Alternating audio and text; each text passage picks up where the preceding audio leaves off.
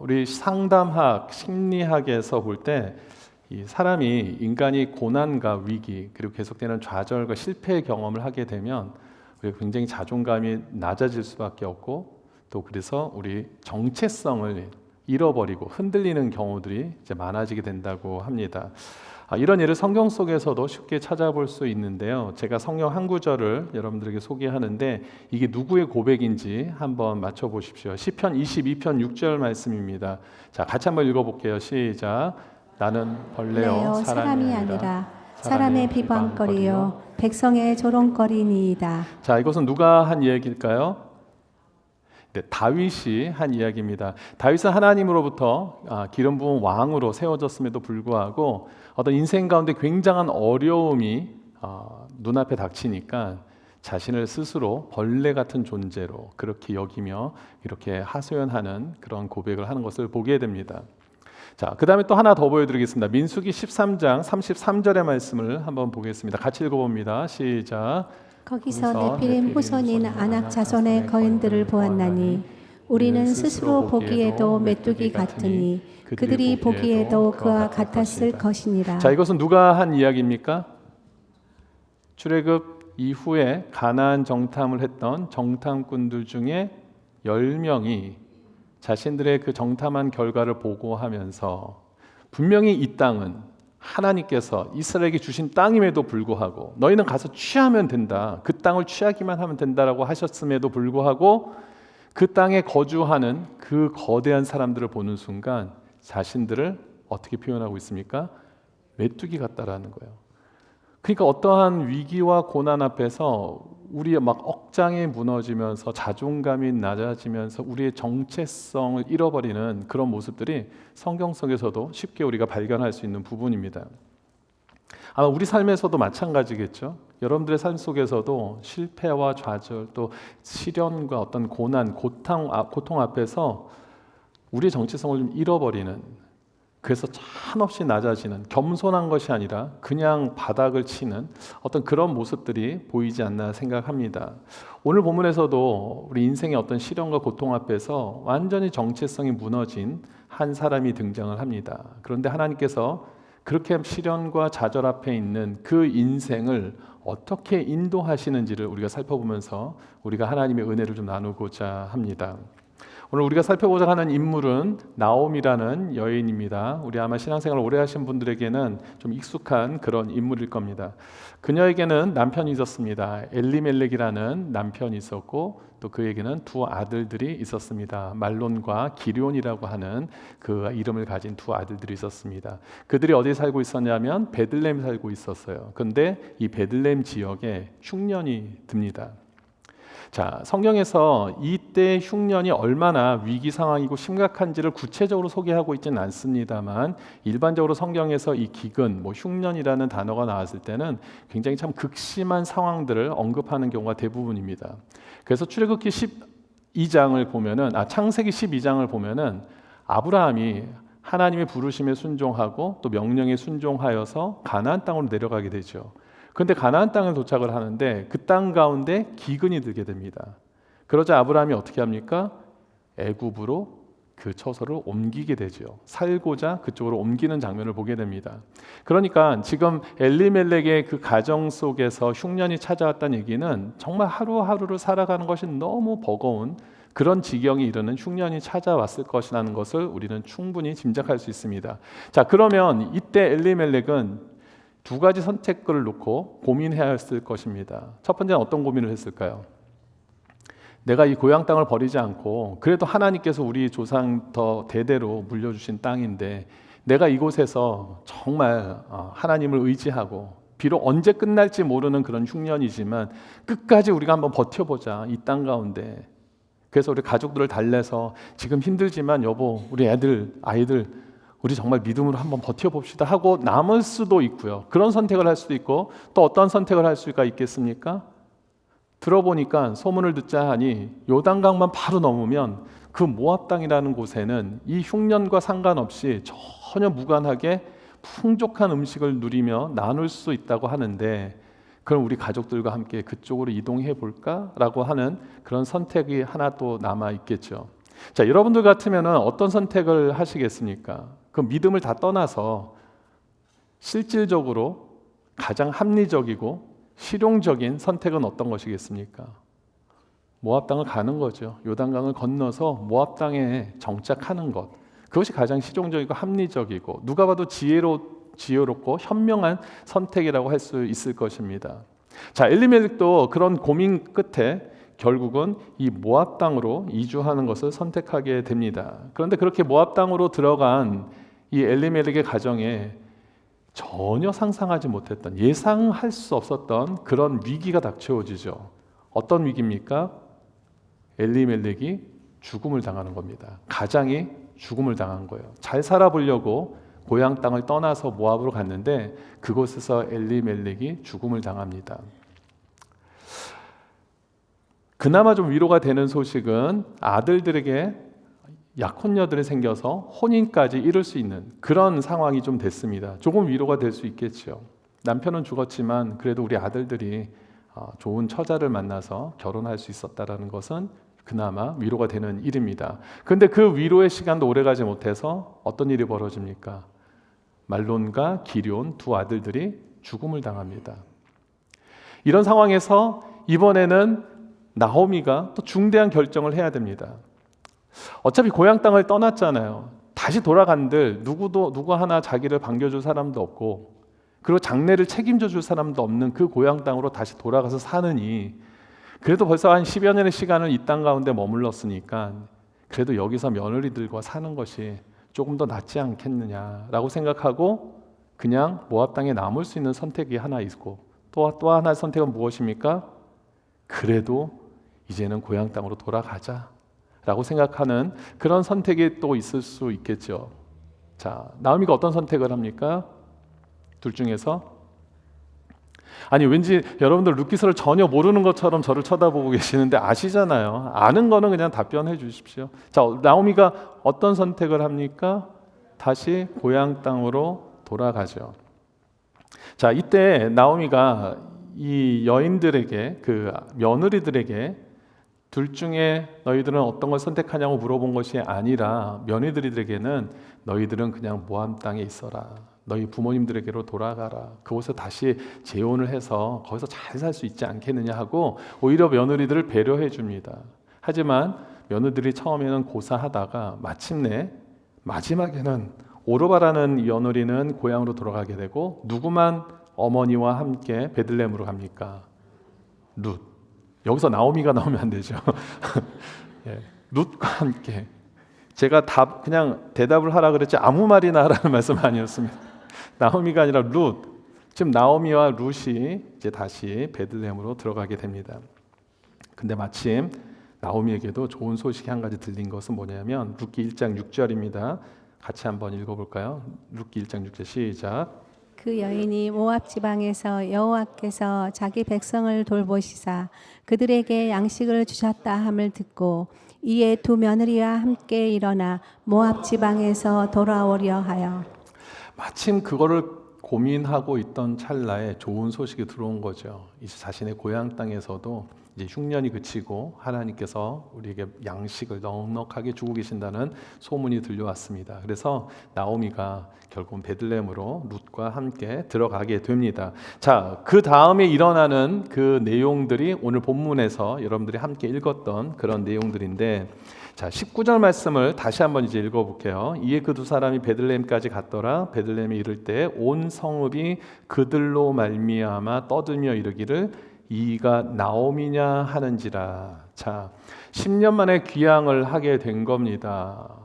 아마 오늘날로 따지면 실시간 검색 1위가 나오미였을 거예요. 그렇죠? 나오미가 돌아왔대. 그래? 뭐 난리가 온 동네에 난 것입니다. 여기서 온 성읍이 그들로 말미암아 떠들다라고 했을 때 그 떠들다라는 의미를 어떤 학자분들은 굉장히 부정적인 이미지로 그렇게 해석을 하는 경우들도 있고 또 어떤 학자들은 일부 학자들은 오히려 긍정적으로 긍휼히 여기는 어떤 마음으로 사람들이 이야기를 했을 것이다라고 하는 경우들도 있는데 사실 어떤 의미인지는 그렇게 전 중요하지 않다고 생각합니다. 왜냐하면 사실 힘들고 고난과 고통 속에 있는 사람들에게는 사실 어떤 말을 해줘도요 위로가 안 되는 경우도 참 많습니다. 정작 위로의 말이라고 건넸는데 당사자들은 굉장히 그것을 상처를 받는 경우들도 많죠. 그래서 아마 지금 저 상황은 누가 무슨 얘기를 해도 굉장히 참 아픔과 상처로 왔을 확률이 높습니다. 그래서 지금 어쨌든 나오미는 그 사람들이 떠드는 그런 상황 속에서 참 너무나 부끄럽고 창피한 마음으로 지금 그들 앞에 서게 되었을 것입니다. 그래서 그가 뭐라고 얘기를 합니까? 나를 나오미라 부르지 말고 마라라 부르라 라는 이야기를 합니다. 나오미라는 의미는 기쁨, 즐거움입니다. 그런데 자신의 삶을 돌아보니까 지금 상황에서 자신의 모습을 보니까 기쁨이, 즐거움이 전혀 남아있지 않는 것이죠. 남편이 죽었고 두 아들들이 죽었는데 무슨 기쁨이 있겠습니까? 그렇다고 뭔가를 이루어놓은 것도 업적도 남겨지지 않았는데 기쁨과 즐거움이 남아있을 리가 만무하죠. 그래서 마라라고 부르라는 겁니다. 출애굽기 15장에 보면은 이스라엘 백성들이 출애굽한 이후에 홍해를 건넜는데 거기서 마실 물이 없는 거예요. 그나마 찾은 물이 쓴 물밖에는 없는 거죠. 그래서 그것을 마라라라고 그렇게 이야기를 하죠. 그래서 그 이야기에서 유래된 그 마라라는 단어를 룻이 지금 사용하고 있습니다. 나는 정말 마실 수도 없는 그런 물처럼 인생에 아무 쓸모없는 그런 인생이 돼버렸다. 내가 당신들 앞에서 내세울 게 하나도 없는 그런 지경에 이르렀다라는 것을 지금 그렇게 표현하고 있습니다. 여기까지가 오늘 본문의 전체적인 내용입니다. 자, 일단 여기까지 내용을 통해서 우리가 이 말씀을 통해서 깨달아야 되는 중요한 교훈 두 가지가 먼저 있는데 먼저 소개를 해드립니다. 첫 번째는 성도의 선택은 지금 성도의 선택을 우리가 하는 부분들을 봤잖아요. 자, 어떤 기준으로 해야 되느냐? 세상의 관점에서 현실적이고 실용적이고 합리적이고 지혜롭고 현명한 방법을 택하는 것이 아니라 하나님께서 무엇을 기뻐하시는가를 우리 선택의 기준을 삼아야 된다는 것을 우리 오늘 저와 여러분들이 이 내용을 통해서 깨달을 수 있게 되기를 바랍니다. 왜냐하면 사실 우리가 세상적으로 볼 때는 이보다 더한 결정이 없잖아요.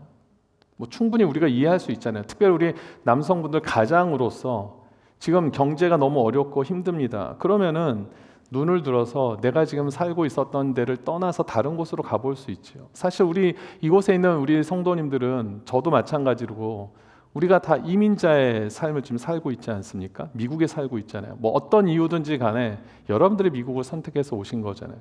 혹시 여러분들 가운데 대한민국 정부가 강제 이주로 해서 지금 미국에 살고 있는 분 계세요?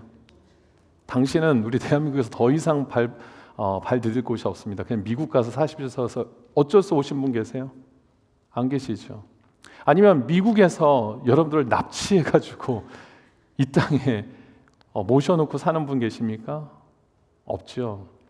어떤 이유였든지 간에 여러분들이 선택하셔서 사시는 곳이 바로 이 미국입니다. 그렇죠? 근데 어떤 이유든지 간에 그 이유는 분명히 여러분들에겐 합리적인 이유 때문에 이 미국 선택하셨을 거라고요. 자, 분명히 엘리멜렉과 이 나오미의 가정도 합리적인 선택을 했기 때문에 이 모압을 간 것입니다. 그런데 그들이 굉장히 중요한 한 가지를 간과한 것이 있습니다. 그것은 뭐냐면은 자, 룻기서 1장 1절 한번 보겠습니다. 자, 어떻게 시작을 하고 있습니까? 누가 치리하던 때 사사들이 치리하던 때라는 겁니다. 자, 이때 흉년이 들었다는 것을 룻기를 시작하면서 우리에게 소개하고 있다는 것은 굉장한 이 안에 엄청난 의미가 담겨졌다는 것이죠. 사사들이 치리하던 때 그 땅에 흉년이 들었다. 나오미가 살던 시절에 흉년이 들었다고 얘기하는 것이 아니라 사사들이 치리하던 때 그 땅에 흉년이 들었다는 것은 이때와 흉년이 들었던 시간에 어떤 아주 굉장한 연결되는 그런 포인트가 있다는 것을 의미합니다. 자, 그럼 사사들이 치리하던 때는 언제인가?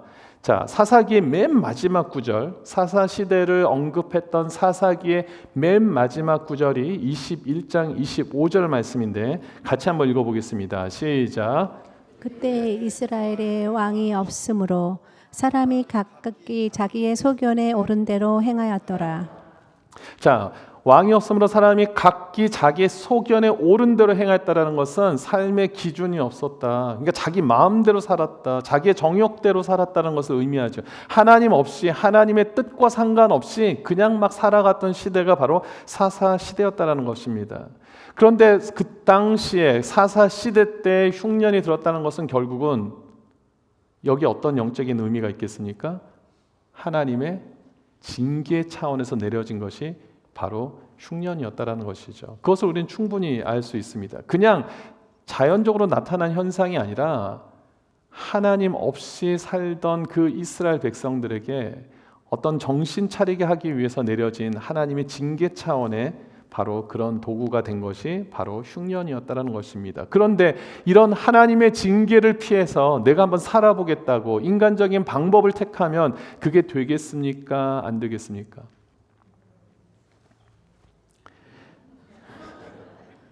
제가 앞으로 나올 때는 몇 가지 이유가 있습니다.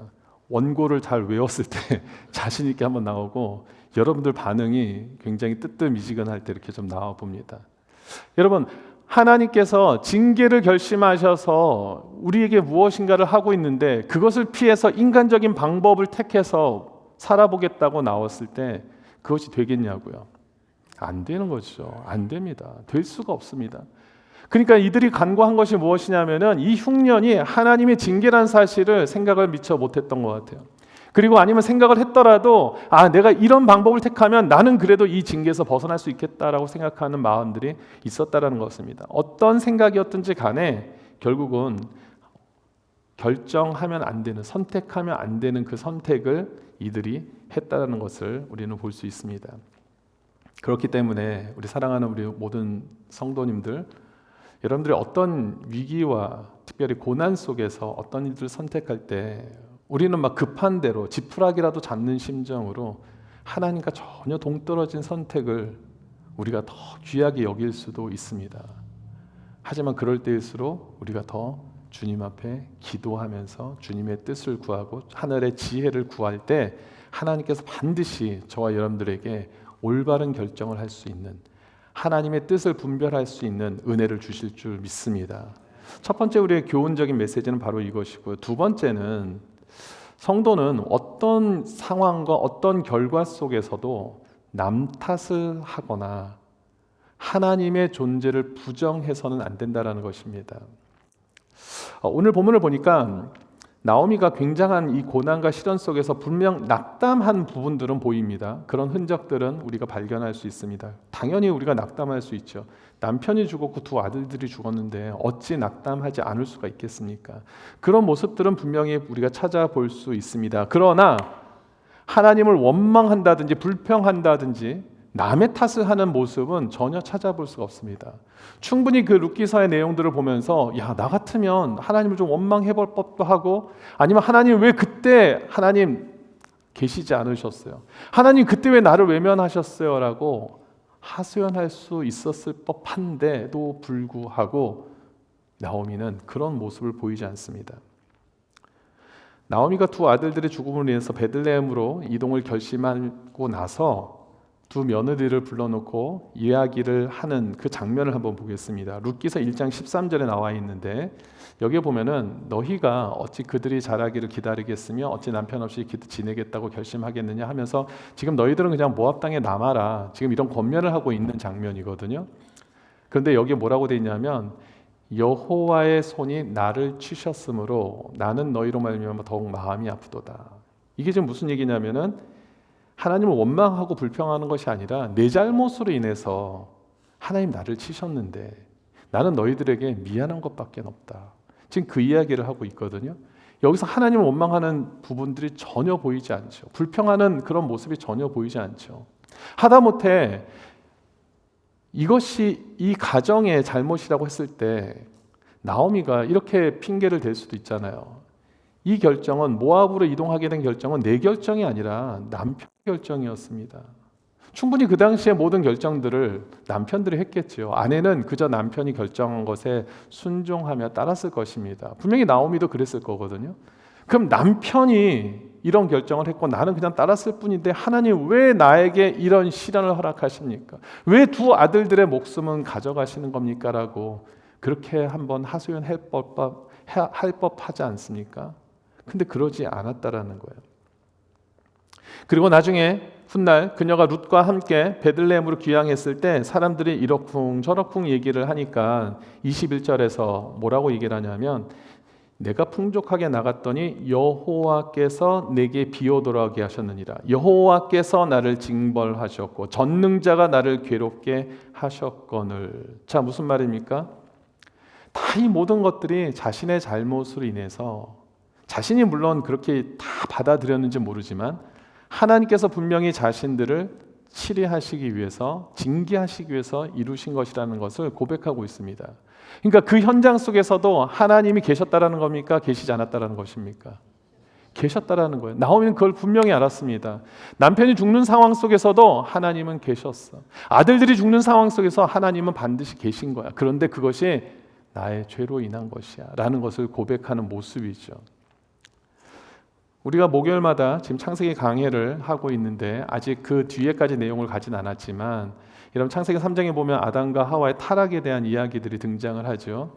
이때 하나님께서 이 선악과를 따먹은 아담을 불러서 물어봅니다.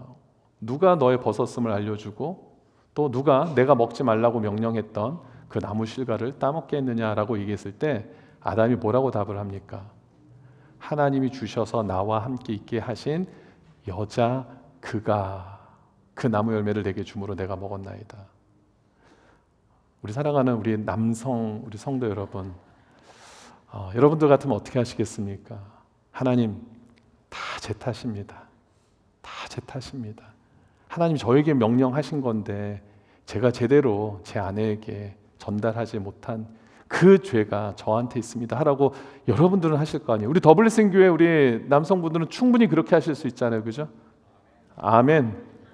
우리 최강락 장로님 할렐루야. 네.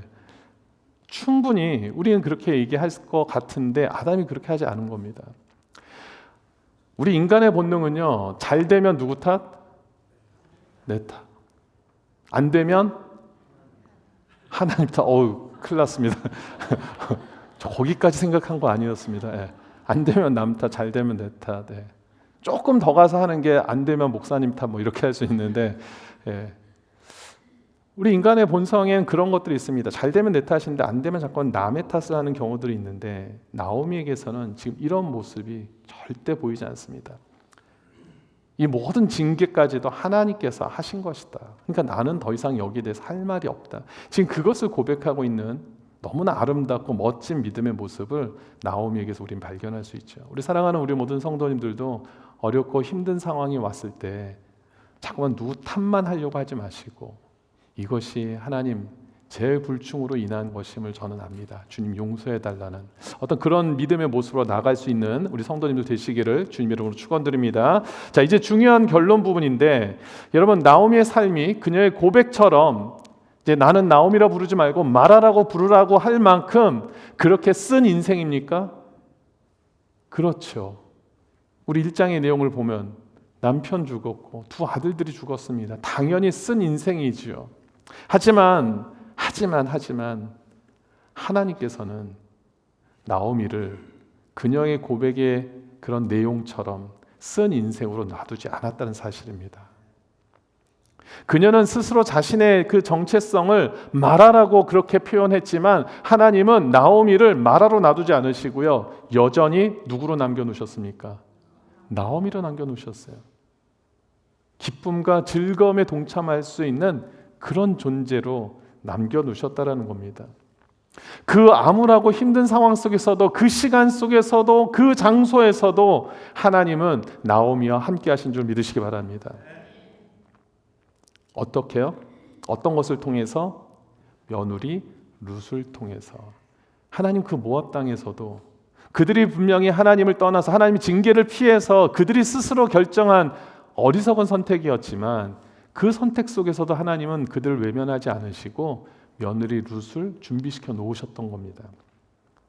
자, 그녀가 이방 여인이긴 하였지만 이제 룻을 통하여서 하나님이 어떻게 역사하시는지 룻기 4장 17절에 나와 있습니다. 자, 같이 한번 읽어보겠습니다. 시작. 그의 이웃 여인들이 그에게 이름을 지어주되 나오미에게 아들이 태어났다 하여 그의 이름을 오벳이라 하였는데 그는 다윗의 아버지인 이새의 아버지였더라. 자, 룻이 보아스라는 사람과 재혼을 하게 됩니다. 그리고 아이를 낳게 되는데 주위에 있는 사람들이 그 아이의 이름을 지어주면서 나오미에게 아들이 태어났다라는 그 의미를 가지고 오벳이라고 그렇게 이름을 줬다고 기록하고 있습니다. 여러분 너무 신기하지 않습니까? 며느리의 아이입니다. 그리고 이제 며느리가 재혼을 했기 때문에 어떻게 보면 자신의 가족이긴 친척이긴 하지만 자신을 통해서 낳았다라고 하기에는 좀 어렵죠. 하지만 하나님께서 이 룻을 통해서 또 재혼한 남자를 통해서 낳은 그 자녀를 나오미에게서 아들이 나왔다라고 인정해 주시는 거예요. 그러니까 하나님은 룻을 통하여서 나오미를 통한 그런 역사의 그 연결점으로 하나님이 인도하셨다는 것을 보게 됩니다. 나오미는 자신의 인생을 돌아보면서 나는 마라와 같은 인생이다라고 하지만 아니야, 내가 지금 너를 통해서 너가 이 모압 땅에 온 것을 통하여서 룻을 며느리로 삼게 하고 그 룻을 통해서 이제 다시 하나님의 내 일을 내가 이루고 있는 것이야 라고 지금 이야기를 하고 있죠. 결국은 이 이새가 누굽니까? 다윗의 아버지죠. 그리고 다윗의 후손인 예수 그리스도가 태어날 수 있는 징검다리를 놓기 위해서 룻을 사용하셨다라는 겁니다. 그러니까 그들이 잘못된 결정을 한 거는 맞지만 하나님께서 잘못된 결정 속에서도 그 모압 땅 속에서도 하나님은 함께 하셔서 그들의 삶을 통하여서 하나님의 구속 사역을 이루는 그런 중요한 도구로 주님이 삼으신 줄 믿습니다. 오늘 이 말씀을 통해서 우리가 반드시 기억해야 되는 것은 나오미의 삶을 통해서 분명히 그녀는 너무나 힘들고 어려운 시간을 보낸 것이 맞습니다. 분명히 나오미의 삶에 엄청난 시련과 고통이 따라왔습니다. 하지만 성도의 고통이 하나님의 외면을 이야기하는 것은 절대 아닙니다. 성도들이 힘들고 어려움을 겪었다 그래서 하나님 외면하셨다는 것을 나타내는 그런 증거가 될 수 없다라는 것을 우리는 보게 되죠. 우리의 비록 잘못된 결정이라고 할지라도 잘못된 선택이라고 할지라도 하나님 모시기에 하나님 뜻대로 살지 못하는 그런 상황 속이라고 할지라도 하나님은 하나님의 백성들에게 그 시선을 멈추지 않는다라는 겁니다. 하나님께서 그 사람들의 그 삶을 지키시고 붙드시고 인도하시는 줄 믿으시기 바랍니다. 저 여러분들의 삶 속에서 시련, 고난 없으면 좋지만 그 상황 속에서도 하나님은 함께 하신다라는 겁니다. 여러분들 베들레헴에 흉년이 든 것 하나님의 부재로 인한 것입니까? 아니잖아요. 아까 말씀드렸잖아요. 사사시대 때 이스라엘 백성들이 하나님 없이도 마구 살고 있었던 그 모습들을 징계하시기 위해서 하나님이 내신 흉년 아닙니까? 그러니까 그 베들레헴의 흉년이 내리는 그 시간에도 하나님은 함께 하셨습니다. 그리고 모압 땅에 갔을 때 그들이 잘못된 결정이긴 했지만 모압 땅에 가서 남편이 죽고 두 아들들이 죽는 상황 속에서 하나님이 안 계셨습니까? 아니죠. 그때도 하나님이 계셨죠. 그때도 룻을 준비해 놓으신 거예요. 비록 나오미가 룻을 통해서 앞으로 하나님께서 어떤 일들을 하실지를 예상하지는 못했겠지만 하나님은 그 시간에도 하나님의 일을 하고 계셨다는 것입니다. 하나님은 우리의 고난과 시간 속에서도 어려운 상황 속에서도 환난 속에서도 핍박 속에서도 하나님은 하나님의 일을 하시고 계시는 줄 믿습니다. 하나님의 돌보심은 끊어질 수가 없습니다. 하나님이 우리를 향한 그 사랑은 멈출 수가 없습니다. 여전히 ing 진행형입니다. 지금 여러분들은 스스로 판단할 수는 있죠. 하나님, 나는 정말 마라처럼 쓴 인생을 살고 있습니다. 하지만 하나님께서 여러분들을 그냥 마라의 인생으로 나누지 않으신다라는 겁니다. 너무 여러분들 심각해서 이야기를 하나 드릴게요. 파리가 한참을 날다가 이 커피잔 위에 좀 앉게 됐습니다. 안식을 취하고 있는데 그만 미끄러져서 이 커피 잔에 빠져 죽게 됩니다. 그래서 파리가 이런 얘기를 했다고 합니다. 내 평생에 쓴맛 단맛을 다 보고 죽는다. 이런 명언을 남겼다고 합니다. 아직 이해가 안 되시는 분들은 나중에 식사할 때 저한테 오세요. 예. 우리 인생은 쓴맛, 단맛, 기쁨과 슬픔의 그 시간들이 다 우리에게 찾아온다고 저는 생각됩니다. 그런데 중요한 것은 그 시간 속에서 우리가 어떻게 반응하느냐. 내가 기쁘고 즐거울 때만 하나님이 함께 하시고 내가 원하는 대로 이루어졌을 때만 하나님이 나와 함께 하시는 것이 아니라 나에게 가장 어려운 시간이 찾아와도 그때에도 하나님은 함께 하시는 줄 믿으시기 바랍니다. 여러분 옆에도 영적인 룻을 하나님이 준비하셨다는 사실을 잊지 마시기 바랍니다. 지금은 그것이 누구인지도 모르겠고 그 룻이 어떤 상황으로 나에게 찾아오는지 우리가 알 수 없습니다. 하지만 반드시 하나님은 고난과 시련 속에서도 나오미에게 룻을 준비시켜 주셨던 것처럼 여러분들에게도 영적인 룻을 이미 준비시켜 놓고 계신 줄 믿으시기 바랍니다. 지금 옆에 있는 분들이 영적인 룻일 수도 있습니다. 그래 보이지 않을 수 있지만 하나님의 방법은 너무나 오묘하기 때문에 어떤 방법으로 우리를 인도하실지 몰라요. 하지만 분명한 것은 하나님은 반드시 하나님의 백성들의 그 삶을 지키시고 보호하신다는 사실입니다. 여러분 말씀을 마치면서 우리 최근에 여러분들이 기도 많이 해주셨던 우리 김혜진 집사님 이야기를 잠깐 소개하고 마무리를 하려고 합니다. 제가 본인의 동의를 좀 얻었어요. 제가 집사님 어제 전화해서 집사님 제가 전화를 한 게 아니라 카톡으로 했네요. 제가 집사님의 좀 이야기를 나누려고 하는데 괜찮겠냐고 했더니 그렇게 해도 좋다라고 동의를 얻어서 제가 말씀을 드리는데요. 제가 김혜진 집사님하고 이제 통화를 하면서 집사님이 그런 얘기를 하세요. 수술을 마치셨는데 생각보다는 본인이 생각한 것보다는 좀 그 수술의 비중도 컸고 또 회복도 좀 더디고 여러 가지로 좀 생각보다는 좀 그 시간들이 좀 길어지고 좀 어려웠습니다. 근데도 불구하고 어제는 좀 일도 하셨더라고요. 그래서 그래도 집사님 정말 일 조금이라도 하실 수 있을 정도로 인도하셔서 감사합니다 하는데 저하고 대화를 하시는데 말하는 것조차도 너무 힘드셔가지고 말도 잘 못하시더라고요. 그래서 말씀 안 하셔도 돼요. 전화 끊어도 됩니다라고 했는데 근데 본인이 한 가지만 이거는 말하고 싶다고 하시면서 얘기하신 게 뭐냐면 목사님 제가 이 수술을 받을 땐 너무 참 힘들고 어려웠는데 이 수술이 아니었으면 내가 깨닫지 못하는 내가 경험할 수 없는 그 일들을 하나님이 지금 하신 것을 제가 느낍니다. 개인적인 어떤 그런 일들이니까 다 저한테 말씀하진 않으셨는데 이 수술이 아니었으면 제가 알 수 없었던 그런 기도의 응답, 하나님의 인도하심을 제가 지금 분명히 느끼고 있습니다. 그 이야기를 하시더라고요.